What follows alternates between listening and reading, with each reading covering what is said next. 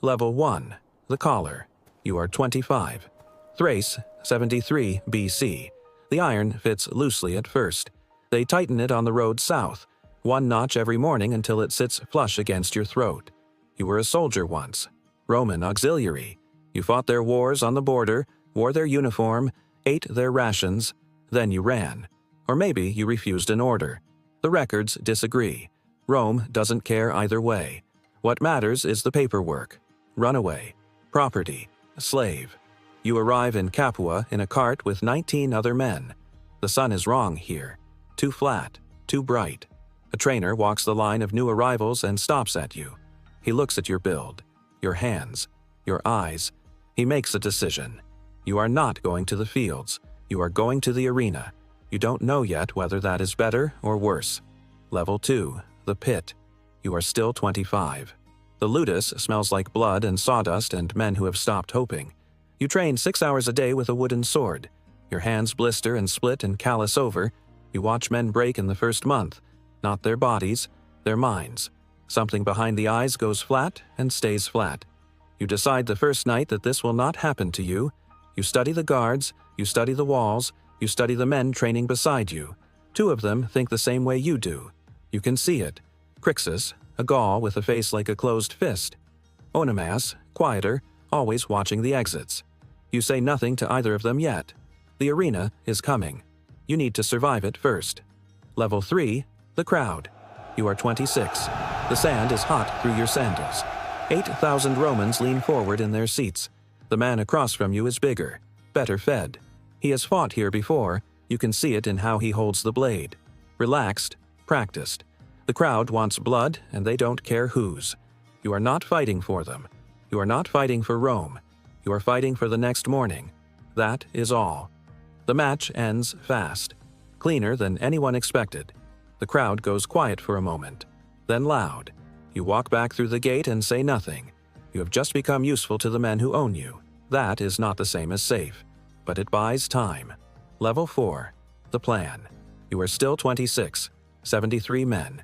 Kitchen knives and iron spits, whatever you can carry out of the cookhouse. Not swords, not armor. Just speed and the one thing the guards will never expect. That you would rather die in the attempt than live out the decade. You walk through it once with Crixus and Onomas in whispers during the evening meal. They don't hesitate. Not even a breath. You sleep better that night than you have in 2 years. Level 5. The Break. The gate guard goes down first, then the next. A cart of gladiatorial weapons sits on the open road outside, exactly where the scout said it would be. 73 men arm themselves in the dark. You look back at the walls of the ludus one time, then you turn north toward Vesuvius, and you don't look back again. Rome will know by morning. Rome will send someone. They always send someone.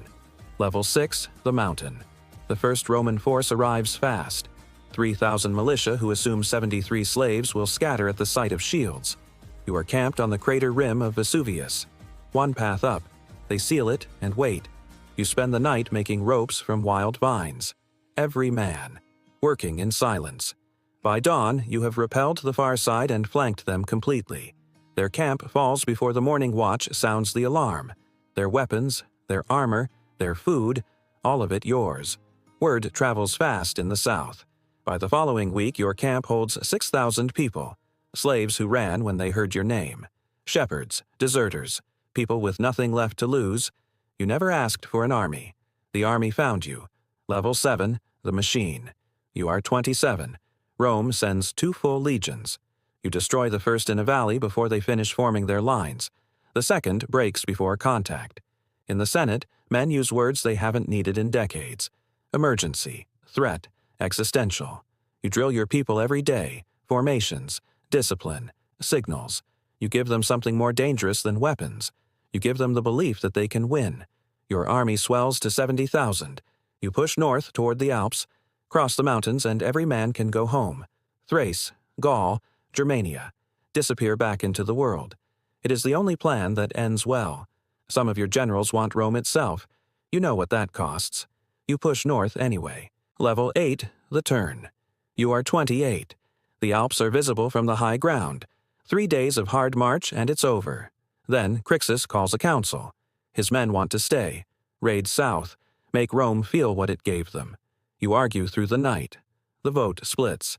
Crixus takes his faction east. You watch them go. 6 weeks later, word arrives. Crixus is dead. His army destroyed in the hills of Apulia. You say nothing for a long time. Then you turn south.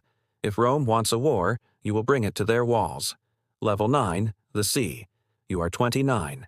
Brundisium, the coast. You have paid Cilician pirates for ships, enough to move your entire force to Sicily. Regroup, survive. The ships don't come. The pirates took your gold and vanished into the horizon. You stand at the edge of the water. Behind you, 120,000 people who followed you here. In front of you, open sea that will not open. Rome is closing the trap. You turn around and face it. Level 10, the last field. You are 30, 71 BC. Crassus has 8 legions behind you. Pompey is riding hard from the north. You know the math. You have always known the math. You order the charge anyway. Into Crassus, into the center. If you reach him, it breaks open. Your horse goes down. You fight on foot. The field collapses around you. You are still moving forward. The wounds come fast. You go to one knee, then the ground. They never find your body in the aftermath. No grave, no monument. Only 6,000 crosses on the road from Capua to Rome. One for every mile. Rome's answer to the question you spent your life asking. You came from nothing. You almost changed everything. And now you are history.